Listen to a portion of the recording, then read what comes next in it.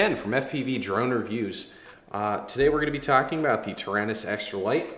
You know, we've had our big headsets turn into small headsets, and now we have a smaller answer for our giant Taranis controllers.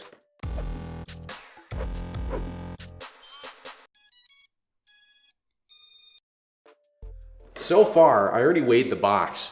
In the box, with the packaging, it's 100 grams lighter than my Taranis that's ready to go. So let's see how she looks, see how she works, and see if it's a viable replacement for your full-size Taranis. Now, typically, if you're flying full 5-inchers, you're gonna have a backpack, you're gonna have maybe even a secondary bag to carry all your stuff. But if you're flying tiny whoops, or 3-inchers, or anything in between, maybe you don't wanna carry a whole this. So Taranis came out with this beautiful piece of equipment. Comes with its own carrying case right out of the box, and it weighs, comparatively, almost nothing. So let's throw some batteries in this guy.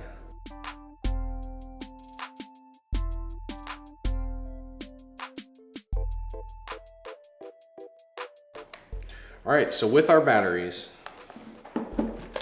our Taranis QX7 comes in at 865.5 grams.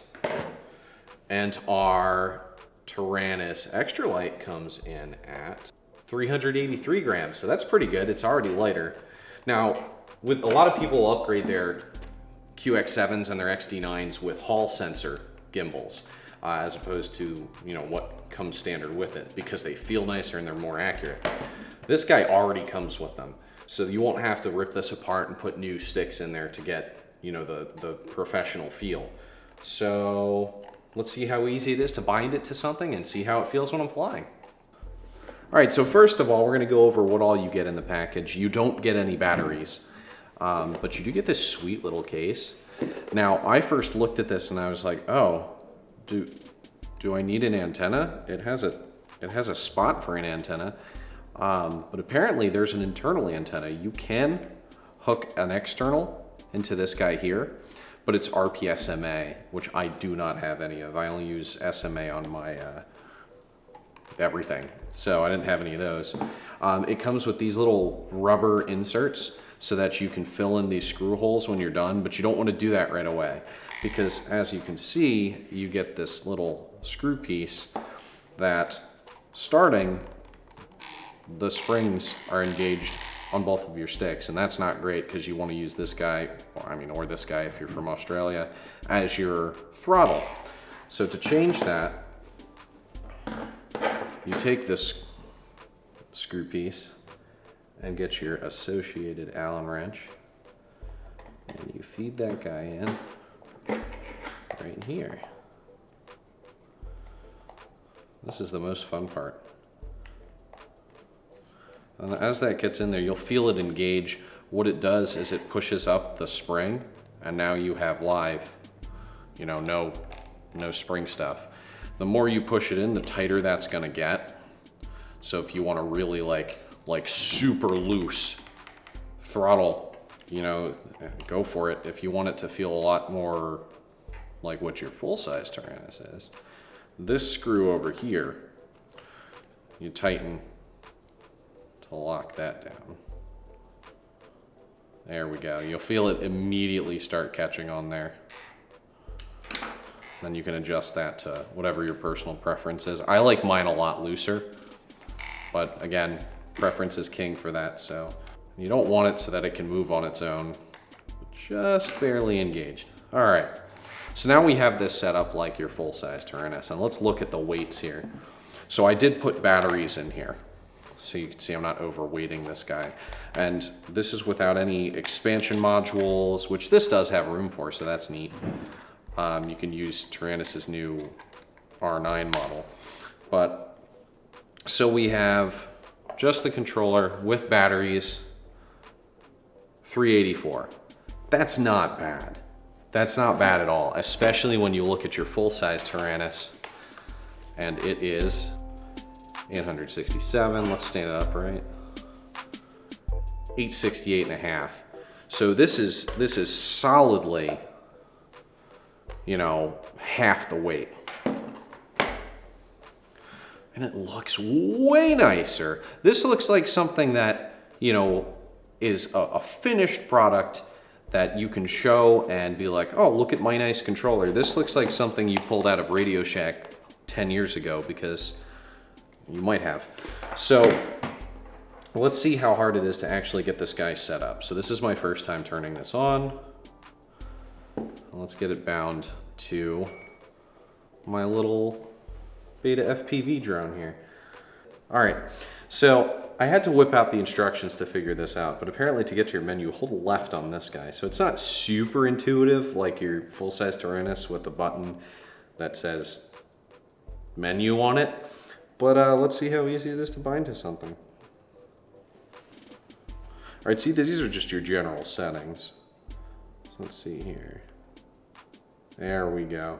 Holding left brings you to the main menu for the settings of this itself. Holding to the right brings you to your actual model, which is what you're going to be working on. So if it's anything like literally every other Taranis anyone's ever had, this should just do the thing. So let's get our Beta FPV guy all set up here.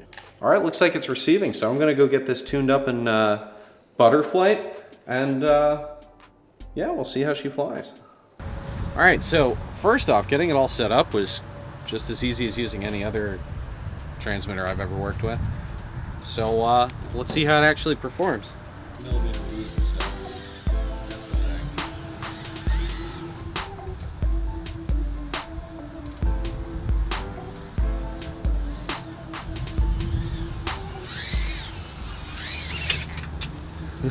So it's definitely a little wonkier. I am a thumb flyer, not a pincher. So I don't have as much surface area on here, but it's not terrible. Let's relocate into like somewhere that isn't right next to some surfaces that are gonna eat my signal. How about, let's do it over here. But I mean, overall, for what it is, so far this feels great.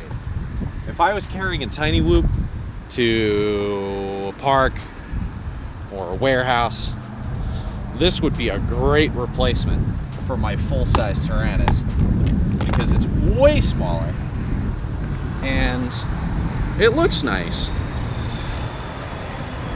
Now, I'm probably going to make some kind of contraption for it, whether I buy something or 3D print it, but something that'll give me that lanyard, because I like to let go of it and, you know, switch my battery or whatever, rather having to cradle it here.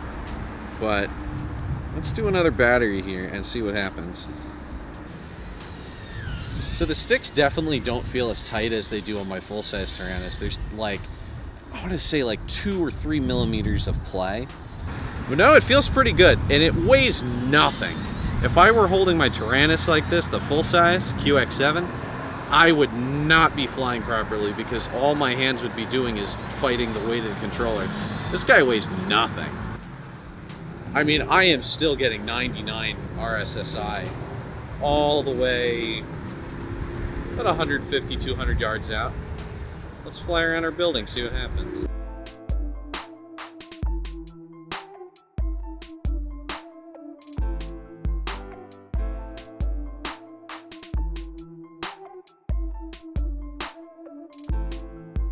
The only thing is the fact that I don't have a lanyard so that I could just let my controller drop. But that could be easily fixed with some string, some duct tape, a 3D printer, something I'm sure is sold on their website or on Amazon. And yeah, I think this is a quality remote. So in conclusion, Frsky X-Lite, for the same price, it's maybe $13 more expensive than the full-size QX7. If you're flying tiny whoops, or you're flying anything that's not a full-size 5-inch, or you just want to save a bunch of weight and space in your bag, I think this is really worth it. It looks good. The only complaints that I have are, one, it doesn't have a lanyard. It doesn't have any way that I can hang it here while I'm working on something else. The only other complaint is the sticks, the actual gimbals themselves, are pretty thin. So I imagine that a drop, a kick, a bump too hard, might bend them a lot easier than it will your full-size Taranis. But to get a smaller device that looks nicer, feels nicer, weighs nothing, I think this is a good choice.